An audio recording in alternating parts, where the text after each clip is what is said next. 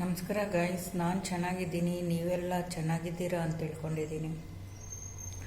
ಇವತ್ತು ನಮ್ಮ ಮನೆಯಲ್ಲಿ ಏನೋ ಒಂದು ಇದೆ, ಅದನ್ನು ತೋರಿಸ್ತೀನಿ. ಇಂಥದ್ದು ಭಾರಿ ಟೈಮ್ ಮಾಡಿದ್ದಾರೆ. ಒಂದು ಸತಿ ಅಲ್ಲ, 2 ಸತಿ ಅಲ್ಲ. ಬಟ್ ನಾನು ತೋರಿಸ್ಬಾರ್ದು, ಯಾಕೆ ಜಗಳಗಳು, ಯಾಕೆ ಸುಮ್ಮನೆ ಅಂತ ಸುಮ್ಮನೆ ಇದೆ. ಎಷ್ಟು ಸತಿ ಅಂತ ನನ್ನ ಗಂಡ ಇದ್ದಾಗಲೂ ಒಂದು ಸತಿ ಮಾಡಾಕಿದ್ರು. ಅದ್ರ ಬಗ್ಗೆ ಮಾತಾಡ್ತೀನಿ ರೀ.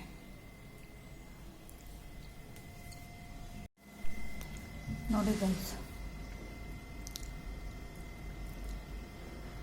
ನಿಂಬೆಹಣ್ಣು, ಕರ್ಪೂರ, ಅರಿಶಿನ ಕುಂಕುಮ ಎಲೆ, ಕೆಂಪಿನ ಮೆಣಸಿನ್ಕಾಯಿ,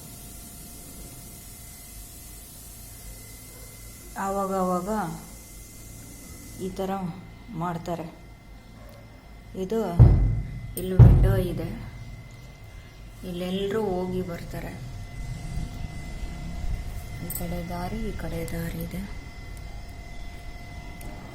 ಈ ವಿಂಡೋ ತೆಗ್ದಿರ್ತೀವಲ್ವ, ಆವಾಗ ಆ ವಿಂಡೋ ತೂತಿಂದ ತೆಗೆದು ಈ ಥರ ಮಾಡ್ತಾರೆ.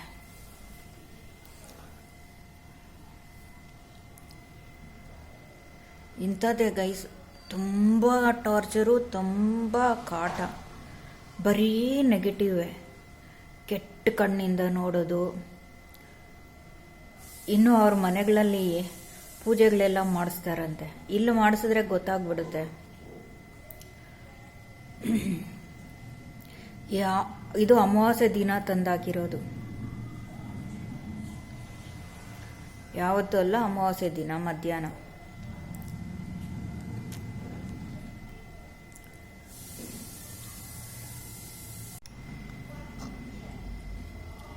ಒಂದು ದಿವಸ ಅಲ್ಲ, 2 ದಿವಸ ಅಲ್ಲ,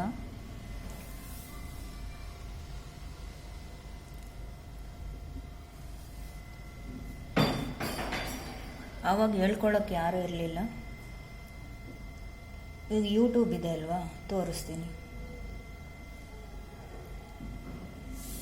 ಅದು ಯೂಟ್ಯೂಬ್ ಮಾಡೋದಕ್ಕೆ ಬಿಡಲ್ವಂತೆ.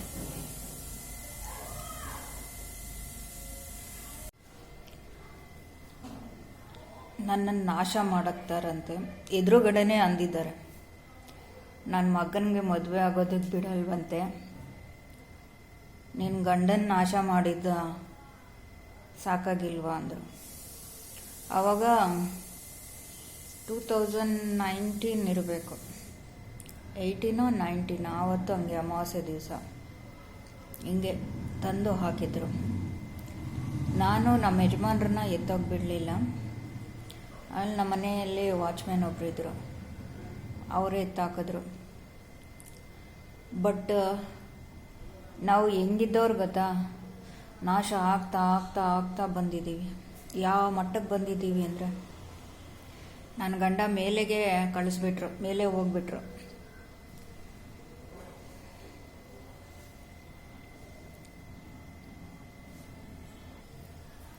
ನನಗೆ ಹೇಳ್ತಾಯಿದ್ರು, ಯಾರೋ ನಿಮ್ಮ ಯಜಮಾನ್ರ ಮೇಲೆ ಮಾಟ ಮಂತ್ರ ಮಾಡಿಸಿರ್ಬೇಕಮ್ಮ, ನೋಡು ಅಂತ ಇದ್ರು.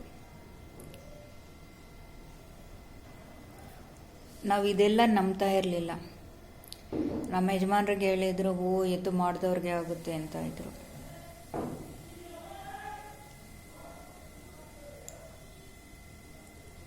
ಹೆಂಗಿದ್ದವ್ರು ಹೆಂಗಾಗೋಗಿದ್ದೀವಿ ಗೊತ್ತಾ. ನಿಮ್ಮನ್ನು ಬಿಡಲ್ಲ, ಒಂದೊಂದು ತುಳ್ಕೊಂಡು ಇವಾಗ ನನ್ನನ್ನು ನನ್ನ ಮಗನ್ನೂ ನಾಶ ಮಾಡಾಕ್ತಾರಂತೆ.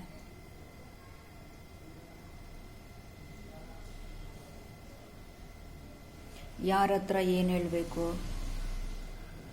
ಅದು ಹೇಳ್ತಾರೆ. ಈಗ ನಾನು ವಿಡಿಯೋ ತೆಗೆದಿದ್ದಕ್ಕೆ, ಯೂಟ್ಯೂಬ್ ಇರೋದಕ್ಕೆ, ಆವಾಗಲೂ ಯೂಟ್ಯೂಬ್ ಇತ್ತು, ಬಟ್ ಅದ್ರ ಬಗ್ಗೆ ಎಲ್ಲ ನಾಲೆಜ್ ಇರಲಿಲ್ಲ, ನಂಬ್ತಾನೂ ಇರಲಿಲ್ಲ. ಯಾರು ನಂಬ್ತಾರೆ? ಎತ್ತು ಇದೆಲ್ಲ ಸುಳ್ಳು, ಮಾಡಿದವ್ರಿಗೆ ಆಗುತ್ತೆ ಅಂತಾರೆ. ಒಂದೊಂದು ಸತಿ ಭಯ ಆಗುತ್ತೆ. ಹೌದಪ್ಪ, ನಾವು ಹೆಂಗಿದ್ದವರು ಹೆಂಗೆ ಸ್ಟೆಪ್ ಬೈ ಸ್ಟೆಪ್ ನಾಶ ಆಗ್ಬಿಟ್ಟಿದ್ದೀವಿ ಅಂತ.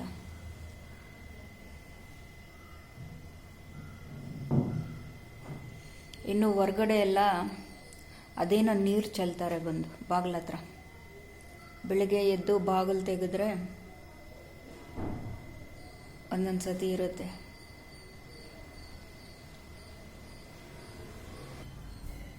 ಏಯ್ ಬಿಡಲ್ವೇ ನಿನ್ನ ಅನ್ನೋದು. ನೆಗೆಟಿವ್ ಇದ್ಮೇಲೆ ಪಾಸಿಟಿವ್ ಇರಲ್ವಾ? ನಮ್ಮನ್ನು ಕಾಯಕ್ಕೆ ದೇವರಿದ್ದಾನೆ. ನಿಮ್ಮನ್ನೆಲ್ಲ ಒಂದಲ್ಲ ಒಂದು ದಿವಸ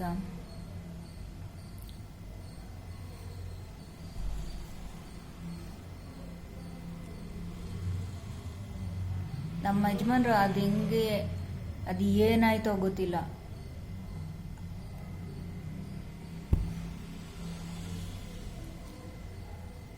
ಒಂದು ಕೆಟ್ಟ ಹವ್ಯಾಸ ಎಲ್ಲ ಒಂದು ಇಲ್ಲ, ಬರಬಾರ್ದು ಬಂದು ಹೋದ್ರು.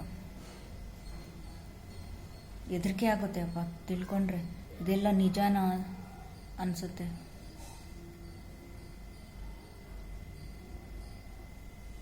ಹೋಗಿ ಐನೋರ ಹತ್ರ ತೋರಿಸಿದ್ರೆ ಮಂತ್ರ ಹೇಳ್ತಾರೆ, ಏನಾದರೂ ಪರಿಹಾರ ಕೊಡ್ತಾರೆ. ಅಯ್ಯೋ ಎಷ್ಟು ಸತಿ, ಒಂದು ಸತಿನ 2 ಸತಿನ ನಮ್ಮ ಮೇಲೆ ತಿರುಗಿಸಿ ಮಾತಾಡ್ತಾರೆ. ಇದೆಲ್ಲ ಪ್ರೂಫ್ ಎಲ್ಲ ಸಿಕ್ಕಿದೆ ಅಲ್ವಾ? ಇದಕ್ಕೂ ಏನಾದರೂ ಒಂದು ಹೇಳ್ತಾರೆ, ಹೇಳಿ.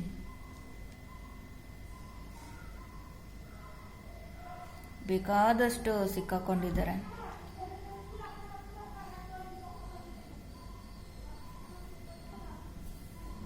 ನಾವು ಹಿಂಗೆ ಮಾಡಬೇಕಲ್ವಾ?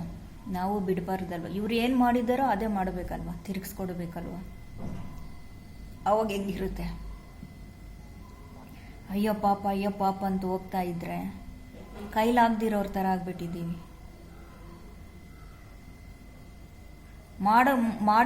ಮಾಡೋರು ಚೆನ್ನಾಗಿ ಮೆರಿತಾನೆ ಇದ್ದಾರೆ.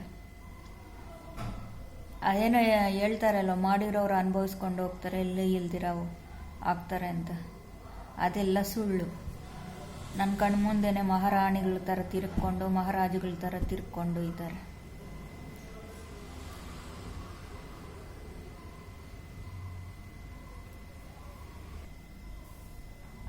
ನನ್ನ ಮಗನ ಬಿಡೋದಿಲ್ವಂತೆ, ನನ್ನ ಮಗನ್ನ ಮದುವೆ ಆಗೋದಕ್ಕೆ ಬಿಡೋದಿಲ್ವಂತೆ.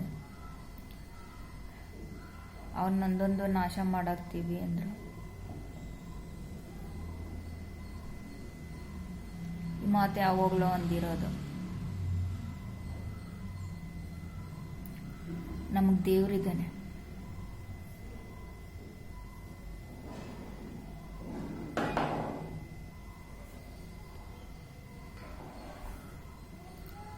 ಸತ್ಯವಾಗ್ಲೂ ನಾವು ಹೆಂಗೋ ಇದ್ದವರು ಏನೇನೋ ಆಗಿ ಹೆಂಗೆಂಗೋ ಆಗ್ಬಿಟ್ಟಿದ್ದೀವಿ.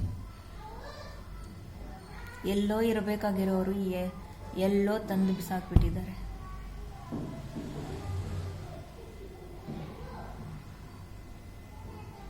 ನನಗೆ ಗೊತ್ತು ಹೇಳೋದು, ನನಗೆ ಗೊತ್ತು ಮಾಡೋದು ಅನ್ನೋದು.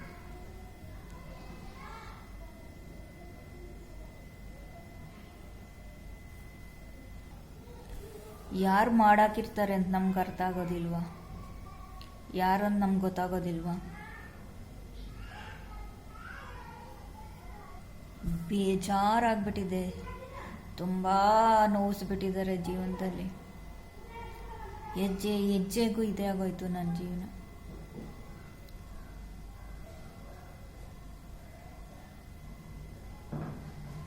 ಮುಯಿನ ಬಿಡೋದಿಲ್ಲ. ಇಲ್ಲೇ ಸ್ಟಾಪ್ ಮಾಡಿದ್ರೆ, ನನಗೆ ಕೆಟ್ಟದ್ದು ಮಾಡೋದು ನಿಲ್ಲಿಸಿದ್ರೆ, ಇದೇ ಅಲ್ಲ, ನೀವು ಏನೇನು ಕೆಟ್ಟದ್ದು ಮಾಡಿದ್ದೀರಾ, ಏನೇನು ಮಾಡ್ತಾ ಇದ್ದೀರಾ ಅದೆಲ್ಲ ನಿಲ್ಲಿಸಿದ್ರೆ ಸರಿ.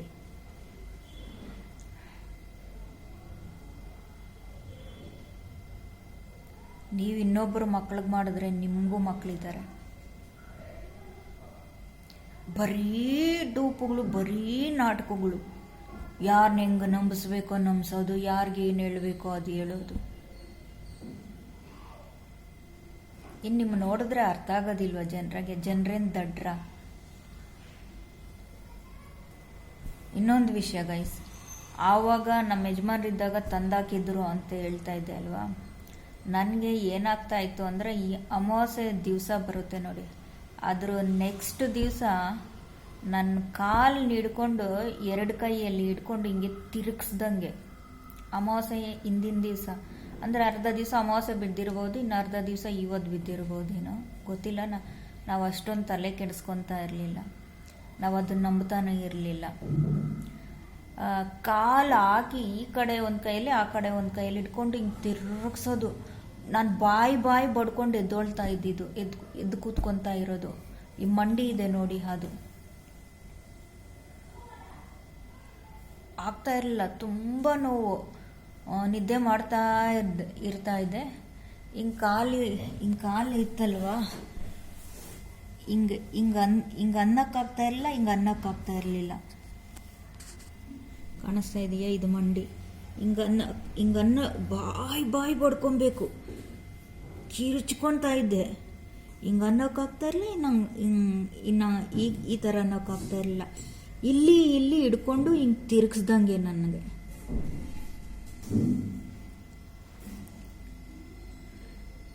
ನಮ್ಮ ಮನೆಗಳಲ್ಲಿ ಇದೆಲ್ಲ ನಂಬೋದಿಲ್ಲ, ತಲೆಗೆ ಹಾಕೊಳ್ಳೋದಿಲ್ಲ. ಇನ್ನು ಹೊರ್ಗಡೆ ಎಲ್ಲ ಏನೇನೋ ಪೂಜೆಗಳು ಮಾಡಿಸ್ತಾರಂತೆ, ಅದೆಲ್ಲ ಗೊತ್ತಿದೆ. ಅಮಾವಾಸ್ಯೆ ದಿವಸ ಎಲ್ಲ ಅವ್ರ ಮನೆಗಳಿಗೆ ಯಾರ್ಯಾರನೋ ಕರೆಸಿ ಏನೇನೋ ಪೂಜೆಗಳೆಲ್ಲ ಮಾಡಿಸ್ಕೊತಾರಂತೆ.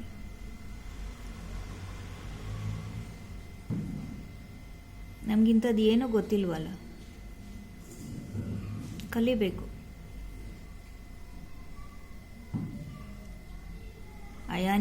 ನಮಗೆ ದೇವರಿದ್ದಾನೆ ಬಿಡಿ.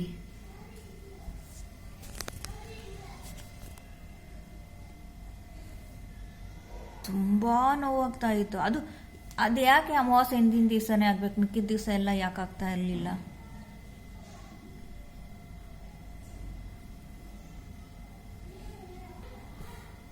ನಮ್ಮನ್ನು ಕಾಯಕ್ಕೆ ದೇವರಿದ್ದಾನೆ, ಅದನ್ನು ನೆನ್ಪಿಟ್ಕೊಂಡಿಲ್ಲ.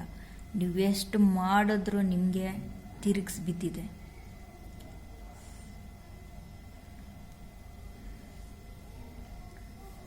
ಇನ್ನೂ ಆಗಲಿಲ್ಲ ಅಂತ ಮೆರೆಬೇಡಿ, ಕಾಯಿರಿ. ಇನ್ನೂ ಮಾಡಿರೋದಕ್ಕೆಲ್ಲ ಬೀಳುತ್ತೆ. ಅದು ಹೆಂಗೆ ಎದ್ದೊಳ್ತೀರೋ ಎದ್ದೊಳಿ. ಎಷ್ಟು ಅಂತ ಕೆಟ್ಟದ್ದು ಮಾಡ್ತೀರಾ? ಈ ಥರದ್ದೇ ಅಲ್ಲ, ಈ ಜನರ ಹತ್ರ ಬೇರೆ ಬೇರೆ ಏನೇನೋ ಹೇಳೋದು, ಇಲ್ದಿರೋದೆಲ್ಲ ಹೇಳೋದು, ಹೆಂಗೆ ಬೇಕೋ ಹಂಗೆ ಅವ್ರಿಗೆ ತಕ್ಕನಾಗಿ ಮಾತಾಡೋದು.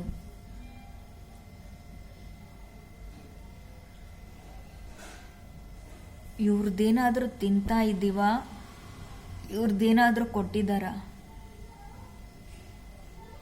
ನಮ್ಮ ದೇವ್ರು ನಿಮ್ಮನ್ನು ಕ್ಷಮಿಸ್ತಾನ? ದೇವರು ಅನ್ನೋದು ಒಂದು ತಪ್ಪಾಗ್ಬಿಟ್ಟಿದೆ ಈಗ ನನಗೆ. ನಾನು ದೇವರು ಅನ್ಬಾರ್ದಂತೆ. ಇವ್ರ ಆಟ ನಡಿಬೇಕೇನೋ, ಅದಕ್ಕೆ ಇವ್ರ ಆಟಗಳು ನಡೆಸ್ಬೇಕಲ್ವ. ದೇವರು ಅನ್ನೋದು ಬಿಟ್ಬಿಡ್ಬೇಕು. ನಮ್ಮ ಯಜಮಾನ್ರು ಸತ್ತೋದಾಗ ಅಂದರು, ಇವನ್ ಸತ್ತೋಗೋ ಬದಲು ಇವಳು ಸತ್ತೋಗಿದ್ರೆ ಚೆನ್ನಾಗಿರ್ತಾ ಇತ್ತು. ಅದು ಡೀಟೇಲ್ ಆಗ ವರ್ಡ್ ಹೇಳಿದ್ರೆ